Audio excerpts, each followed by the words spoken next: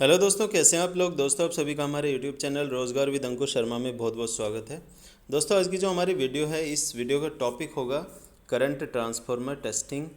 तो current transformer की testing कैसे करते हैं, ठीक है जी। ये हमारा आज का टॉपिक है। आप लोगों ने देखा होगा सिटी कोयल हम यूज़ करते हैं बहुत सारे इंडस्ट्रियल एप्लीकेशंस के अंदर, ठीक है। तो अब मैं आपको पहले सबसे पहले मैं आपको करंट ट्रांसफार्मर की कुछ इमेजेस दिखा देता हूँ, जिससे आपको समझ में आ जाएगा करंट ट्रांसफार्मर होता कैसा है। तो दोस्तों, बहुत सारे लोगों ने ऑलरेडी देख रखा होगा सिटी कोयल को। कुछ लोगों ने जिन्होंने नहीं देखा है वो यहाँ से देख सकते हैं। इसमें आपको दिख रहा होगा करंट ट्रांसफार्मर की इमेजेस, ठीक है। ये देखिए, इस तरीके की होती है हमारी सिटी कोयल। इसमें दो टर्मिनल होते हैं जहाँ से हम आउटपुट करंट मेजर कर सकते हैं। और बाकी इसमें सिटी कोयल का हमेशा रेशो हमेशा लिखा रहता है, जैसे कि इस इमेज में आप देख सकते हैं 150/5 एम्पियर रेशो लिखा हुआ है। यहाँ पे इस वाली इमेज में 100/5 रेशो लिखा हुआ है। तो मतलब सारी सिटी कोयल का रेशो अपना डिफरेंट होता है, ठीक है। अब देखिए, इसमें हम आगे बढ़ते रहते हैं तो ये सारी इमेजेस आपको दिख जाएंगी और आपको यहाँ से क्लियर हो जाएगा कि सिटी कोयल होती कैसी है, दिखती कैसी है, ठीक है। अब आगे बढ़ते हैं दोस्तों। हमारा जो मेन पर्पज़ है इस वीडियो का वो ये है कि सिटी कोयल की टेस्टिंग कैसे करें, कैसे पता करें कि सिटी कोयल ख़राब हो गई है या फिर हमारी ओके कंडीशन में है, चल रही है, ठीक है, यूजेबल कंडीशन में है। तो उसके लिए आपको कुछ टेस्ट करने पड़ते हैं दोस्तों। तो ये टेस्ट वैसे तो आपके मैन्युफैक्चरिंग इंडस्ट्री में जहाँ पे इसकी मैन्युफैक्चरिंग हो रही है सिटी कोयल की, वहाँ पे सबसे ज़्यादा परफॉर्म किए जाते हैं। लेकिन एक टेस्ट ऐसा है जो कि आप कहीं पे भी कर सकते हो, मैं उसके बारे में बताऊँगा अभी। सबसे पहले है दोस्तों रेशो टेस्ट। दूसरे नंबर पे आता है आपका पोलैरिटी टेस्ट। नंबर 3 पे आता है आपका सेचुरेशन टेस्ट। नंबर 4 में आता है आपका इंसुलेशन टेस्ट। और नंबर 5 में आता है आपका बर्डन टेस्ट, ठीक है जी। सबसे पहले आपका रेशो टेस्ट, फिर पोलैरिटी टेस्ट, फिर सेचुरेशन टेस्ट, फिर इंसुलेशन टेस्ट और फिर बर्डन टेस्ट।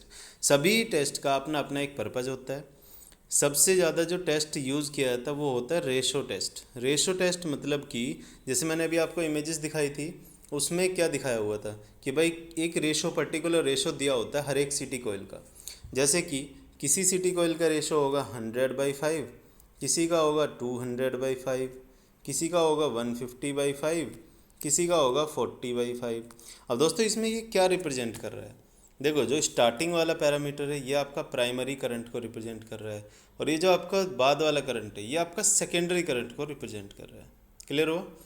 हाँ, मतलब आपका जो फर्स्ट पैरामीटर है, ये फर्स्ट पैरामीटर जो है वो आपका प्राइमरी करंट बता रहा है, और जो ये स्लैश के बाद वाला है ये आपका सेकेंडरी करंट को रिप्रेजेंट कर रहा है।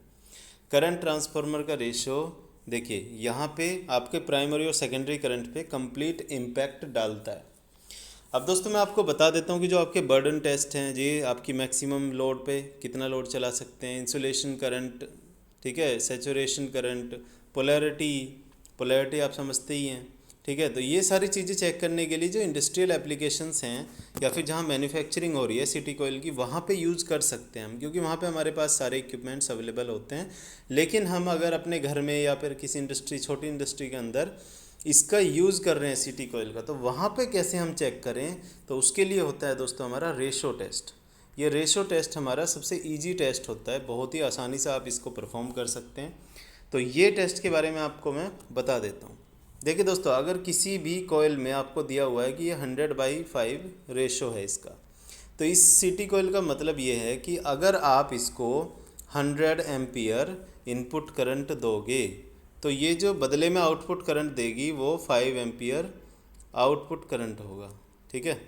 इनपुट करंट अगर आपने इसको 100 एम्पियर दिया, तो उसके बदले ये आउटपुट करंट आपको कितना देगी? 5 एम्पियर। क्लियर? 100 एम्पियर के बदले 5 एम्पियर देगी। अब इसका अगर हम एक बार रेशो कैलकुलेट करें, तो यहाँ से 100/5 कितना हो गया दोस्तों? ये 20। तो ये हमारा जो रेशो आ जाता है प्राइमरी और सेकेंडरी करंट का, ये हमारा 20 आ गया। अब ये कांस्टेंट वैल्यू है, तो इसका मतलब अगर हम प्राइमरी में 200 एम्पियर देंगे, तो ये सेकेंडरी में हमें 200/20 20 से डिवाइड करके ही हमें रिजल्ट मिलेगा, मतलब कि 10 एम्पियर। तो इसका मतलब हम इस केस में सेकेंडरी में 10 एम्पियर करंट मिल जाएगी हमें। ठीक है, तो अब ऐसे ही हम टेस्ट करते हैं। देखो कैसे टेस्ट करेंगे मैं बता देता हूँ। आप क्या करोगे, आप मान लीजिए आपने कोई यहाँ पे मोटर लगाई हुई है इंडस्ट्री के अंदर। ठीक है, अब इस मोटर में आपने, ये होगी आपकी मोटर। ठीक है, इस मोटर को आप सप्लाई दे रहे हैं, यहाँ से सप्लाई दे रहे हैं, तो आपने क्या किया, बीच में यहाँ पे एक सीटी कॉइल इंसर्ट कर दी। ठीक है, ये आपकी होगी सीटी कॉइल। अब दोस्तों इस सीटी कॉइल में आपके दो टर्मिनल भी होते हैं, एक टर्मिनल ये हो गया मान लीजिए, और एक टर्मिनल आपका ये हो गया मान लीजिए। क्लियर, दो टर्मिनल हो गए आपके। एक इसको देखो, ये तो वैसे जनरली S1 S2 के नाम से होता है। तो आपका जो ये दोनों टर्मिनल हैं, ये एक तरह से आउटपुट करंट मेजर करने के लिए है, जो कि आप क्लैम्प मीटर से आउटपुट करंट मेजर कर सकते हो। दोस्तों मान लेते हैं कि आपने यहाँ पे जो सीटी कॉइल यूज़ की है वो 100 एम्पियर बाई 5 एम्पियर की रेशो की है। क्लियर, अब मान लीजिए आपने यहाँ पे जो इनपुट में करंट दिया हुआ है वो आपका 50 एम्पियर दिया हुआ है। क्लियर, आपने 50 एम्पियर यहाँ पे इनपुट करंट इसमें फ़्लो कराया, लेकिन आपका जो करंट ट्रांसफार्मर है, सीटी कॉइल है, वो सीटी कॉइल आपके 50 एम्पियर को चेंज कर देगी। कैसे चेंज कर देगी, इस रेशो के हिसाब से। ठीक है, अब रेशो क्या है, 100 डिवाइडेड बाई 5 मतलब कि 20 रेशो आ गया। तो ये 20 टाइम्स कम कर देगी आपकी इनपुट करंट से आउटपुट करंट में बदलते टाइम। मतलब आउटपुट करंट आपकी इनपुट करंट से 20 टाइम्स कम होगी, 20 गुना कम हो जाएगी। ठीक है, अब इससे हमें क्या पता चला, 20 गुना कम हो जाएगी, मतलब कि अगर हमारी इनपुट करंट 50 एम्पियर दे रही है तो उसको हम डिवाइडेड बाई 20 कर देंगे, तो यहाँ से हमारी 2.5 एम्पियर करंट आ जाएगी। ठीक है, 2.5 एम्पियर करंट ही सिर्फ उसमें फ़्लो करना चाहिए। किस में फ़्लो करना चाहिए, ये जो हमने अभी देखा ना दोस्तों, ये हमने डायग्राम बनाया, इसकी जो S1 S2 में जो करंट जाएगी, मतलब कि सीटी कॉइल से आगे जो करंट हमारी जा रही होगी, उस करंट के अंदर हमारा जो वैल्यू होना चाहिए वो 2.5 एम्पियर होना चाहिए। ठीक है, अगर 2.5 से ज़्यादा जा रहा है इसमें करंट, ये अगर हमने ये लगाया सीटी कॉइल पास किया, तो यहाँ पे अगर हमने 50 एम्पियर करंट दिया तो यहाँ पे 2.5 एम्पियर ही करंट आना चाहिए, अगर हम 100/5 सीटी कॉइल यूज़ कर रहे हैं तो। ठीक है, अगर इस रेशो को ये मेंटेन कर पाती है तो आपकी सीटी कॉइल परफॉर्म कर रही है बेटर तरीके से, नो प्रॉब्लम। लेकिन अगर ये मान लीजिए 50 एम्पियर देने से यहाँ पे आते हैं 10 एम्पियर, तो ये आपका सीटी कॉइल के रेशो को फॉलो नहीं कर रही है। या फिर मान लीजिए 1 एम्पियर आ जाती है तो भी आपकी ये फॉलो नहीं कर रही है। तो इसका मतलब आपको इसमें ध्यान यही रखना है कि जो आपका रेशो टेस्ट है वो आपका प्रॉपरली वहाँ पे होना चाहिए, और ±5% तक की एक्यूरेसी को देख लेते हैं ये एज ए एरर।